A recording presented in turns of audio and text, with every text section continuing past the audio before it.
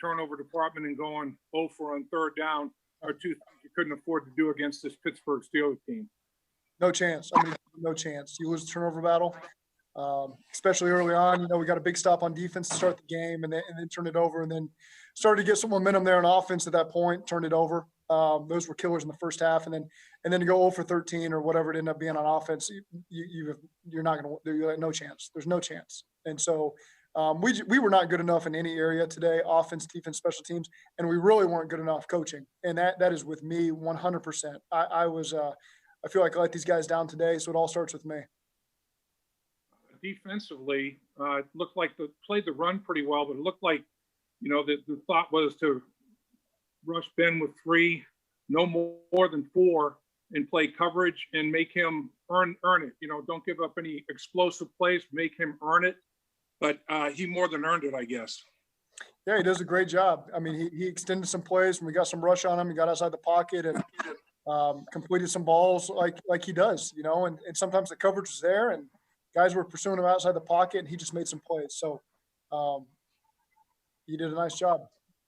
Coach, have you ever been a part of a game where you did not convert a single third down? And what was the reason behind your guys' struggles in that part of the game? We just never found a rhythm, and that starts with me getting us into better plays. To be quite honest with you, they did a nice job. You got to give them credit when the defense always playing well when you go 0-13. But that just starts with me. I got to do a better job, Joe, with some of those play calls. Hey, Coach, what was Joe's physical situation? It looked like he was hot in the second quarter. He got pushed out of bounds. Looked like something happened to his ankle, and he was never really right. Is that? Do you think that's an issue going forward, or?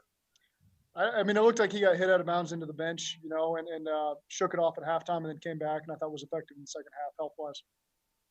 Is he okay? I mean, I know he limped off there at the end. I think he'll be fine. Eric, what was the thought process leaving Joe in that last drive? You took a couple of hits. You're down, 36-7 or whatever. Did you think about taking him out? We tried to manage it some with the runs. We wanted to get some points, get some momentum going, to be honest with you, and just we left him in there. How do you balance that in that situation, Zach? Because obviously you want to get Joe reps against the division rival in that situation and maybe build some confidence moving forward. But at the same time, his physical status, all of those things, how do you take that into consideration and balance it? Well, it's just, we want to move the ball and put some points on the board. And we felt like we'd shot ourselves in the foot a lot. Obviously, they did some great things, but we just felt like we kept shooting ourselves in the foot. We could get some drives together, put some points on the board, get some momentum going. It just didn't turn out that way. Zach, it seemed like at the bye week there was a lot of confidence in what you guys had done against Tennessee. How do you make sure that this isn't a game that shakes everybody's confidence back to square one? Yeah, we just talked about in the locker room. We don't overreact to this. It was not our best performance. We went on the road. We didn't really win in any phase, any statistical category in terms of the turnovers, the penalties, the explosive plays. We didn't win any of them. And so you go on the road, there's no way you're going to win a football game doing that way against a good football team. And so we know what the reasons were. We know that we could have played better. And we got to put this game behind us, quite frankly, and move on. And that's the biggest key because we still got 7 games left. A big one next week at Washington. We can't let Pittsburgh beat us twice. That's the biggest key. And again, it's disappointing because this isn't how we thought we were going to come out and play, but it's what happened. And so we just got to take it like a man and move on and go focus on the next game. Zach, the Steelers have always been seen as kind of a measuring stick for this franchise. Given what happened today, where, in your opinion, is this franchise now in relation to where you'd like it to be? I think we're still creating momentum. We felt good these last couple of weeks about the direction we were heading, but we got to turn them into wins, and you got to beat good football teams on the road ultimately to get where we want to be. And so today was an opportunity to do that, and we did get it done. But again, I don't sit there on the sidelines looking at the score of where it was and think, man, we're a terrible football team. They're this much better than us. That's not how we feel. That's not how we feel in the locker room. We feel like we didn't do the things that we need to do to win a road divisional game like that. And we just got to make those corrections and focus forward and move on. Zach, how worried are you about Joe's confidence? No, that's the last thing I would ever worry about is Joe Burrow's confidence. I can promise you that. Zach, what would you chalk up for? He looked like he uncharacteristically struggled today. What do you attribute to that? I don't think any of us were in a rhythm, quite frankly, on offense. Just me as a play caller, guys making plays when they had the opportunity. We were off today, and that starts with me. You said earlier that you felt like coaching was where it started. What specifically do you feel like you could have done better? Me getting us in a rhythm, and just managing the game a lot better early in the game. When it was 12-0, then 12-7, and then they go score, and we got a chance to kick a field goal at the end of the half, and I put us in a tough spot. We took a sack. That was me, and so again, I just got to improve myself to put us in better positions, because when you're in a hole like that on the road in the first half, you got to do the things that get you back in the game and create some momentum when you're going to get the ball back to start the second half. And I failed today in that aspect. Coach, what was the thinking going with Spain at right tackle? It looked like Adeniji in Spain looked like they held up okay. What was the thinking going with Spain? I don't think he'd ever played right tackle before. If you got another right tackle, let me know. We didn't have Jonah today. Jonah wasn't ready to go. And so it was next man up. Quentin was ready for it, felt confident doing it. And, I thought overall those guys did a nice job. I know some hits come when you play teams like that and they get a lead on you. You're throwing the ball, try to get back in it. There's going to be some hits to come. But I know early on in the first half, we gave up one on the 3rd and 12 where they did a great job in coverage, so we had to hold the ball for a while. And then another one came up in that 2-minute. I think those are the two we gave up in the first half. But I thought overall those guys did a good job protecting him. And then once it got in the second half, it's those guys got a couple of hits there late. 2 more minutes for Coach. Tough was it a cornerback, Coach, when Mackenzie Alexander left the football game due to the concussion? How tough was it on that back end? Next man up. Those guys just they don't make excuses. They go up and play. Tony Brown, Jalen Day, they want an opportunity, and they got an opportunity today. With the fake punt, is that an absolute yes or no, depending on the look you get? Or was there any thoughts of maybe waiting to unveil that in a game that's a little closer? I mean, every game is different in terms of some of the specialty plays that you run in that aspect. So no concern. Special teams overall, it seemed like, field position, turnovers were a factor, but so was field position. You guys were on long field a ton, and they had a lot of short fields. That had to be disappointing. Yeah, it certainly wasn't our best effort in any phase. Like I said, it was just a disappointing day overall. It's frustrating. Guys are hurt for the right reasons. You look in the locker room and there's nobody selfish. There's nobody pointing a finger. Everyone knows that they're accountable for a day like today, and that's the big positive I do see. You just feel the energy in that locker room, and it does feel like, okay, the guys are going to own up to having a down day, and we're going to put it behind us because we're a mature football team and move forward. And again, like I said earlier, not let this team beat us twice. Zach, obviously y'all are down 4 assistant coaches today because of COVID-19 protocols. What kind of effect did that have? And when do you expect to get these assistants back? Do you have a timeline on what's going to happen? It's just part of the adversity you got to handle in this league, and it can come at you at any hour of the night. The guys that have COVID, players, coaches would be out 10 days. And if you're a close contact, it's 5 days. One last question. Any more questions at all? All right, Coach, we'll let you go. Thanks for your time. Yep. Coach,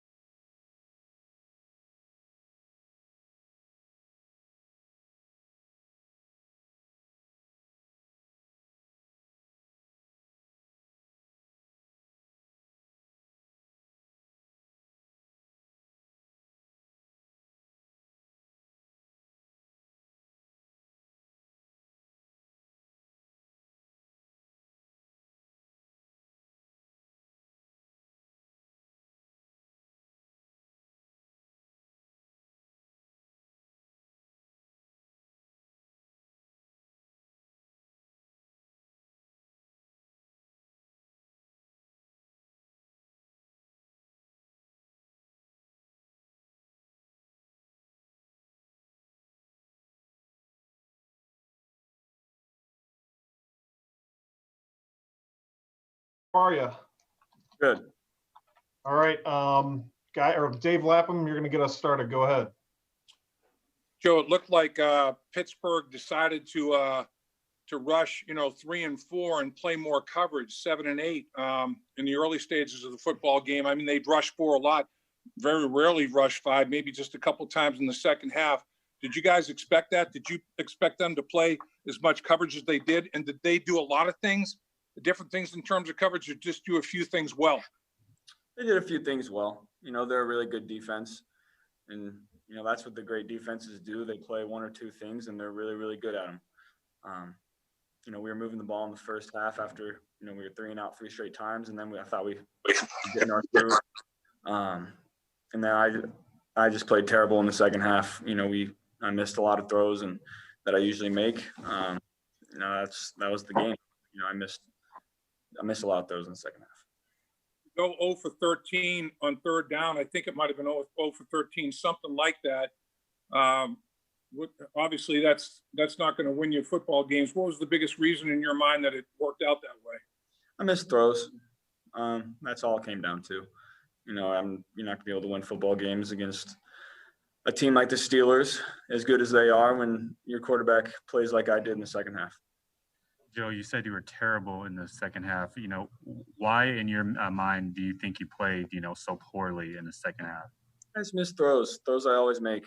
I'm not really sure. I'm excited to get back to practice and get that fixed.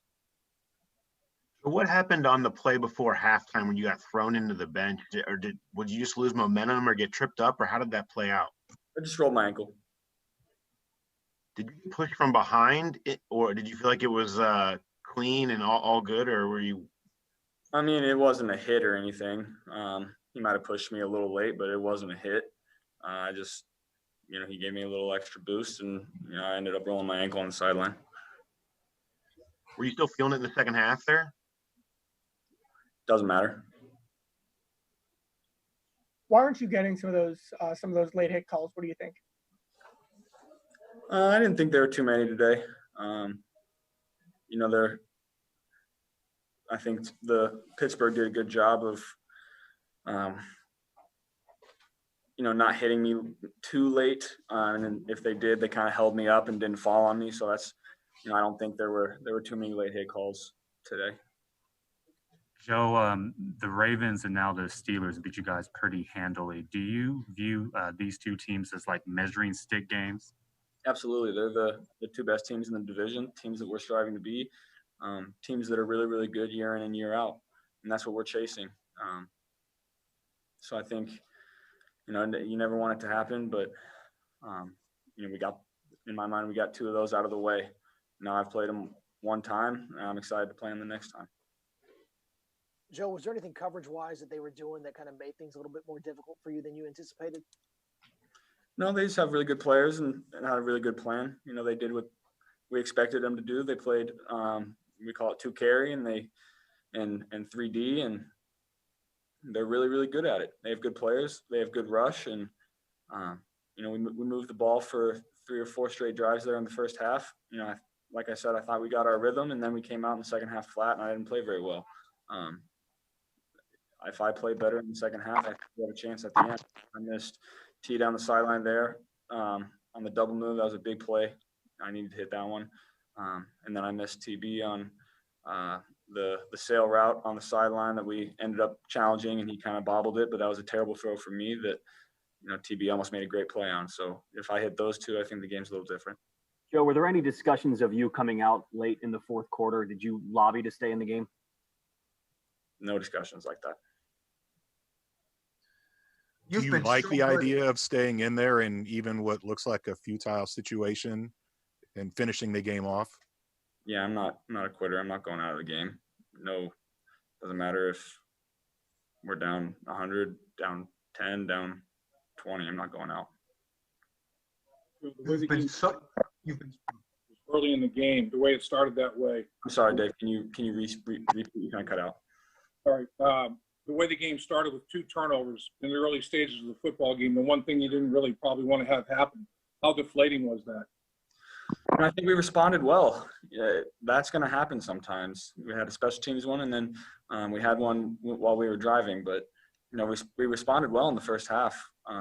Went down and scored, cut it to one score. I think it was 12-7 or 13-7, something like that. And then they went down and scored. And then, I take that sack in the 2-minute drill that I can't take. And if that doesn't happen, we have points. So there was just a lot of mistakes for me after that, first quarter and a half. One more minute with Joe. What is the value of games like this and games against the Ravens where clearly there are things you can take away from it? Yeah. It's never good to lose like this, but it's always a good learning experience. I was talking to the sideline, I think we're in that game if I don't suck in the second half, and I'm not going to suck a lot. So we're going to come back to work every day, and I'm excited to go back to practice on Tuesday or on Wednesday and start getting these kinks worked out and move on to Washington.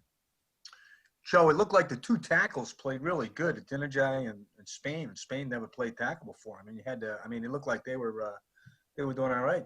I thought they played really well considering the circumstances. I thought they did an awesome job in the first half. I like that sack in the 2-minute drill I can't take. That one's on me. They did awesome all game. They really did. Last question. Joe, you had talked about, basically taking your lumps and knowing that those were going to come throughout your rookie year. Are these games like today kind of what you anticipated you were going to have to deal with as you were going through your rookie season? I hope not. This is not fun, obviously, but it's not demoralizing in the locker room. We knew we had a chance in that game. If I play better, if we play better a couple spots, we're in that game till the end. So there's, you hear me talk, and I'm not too down in the dumps because I know I'm not going to play like that very often. I might play like that, hopefully never again, but maybe once a year. So there's no, we're not down in the dumps or anything like that. So I'm excited to get back to work. All right, Joe, we'll let you go. Thanks for your time. Thanks. Thanks, Joe. Stay tuned, everyone. We're close to our next target here. Jesse Bates is going to be next.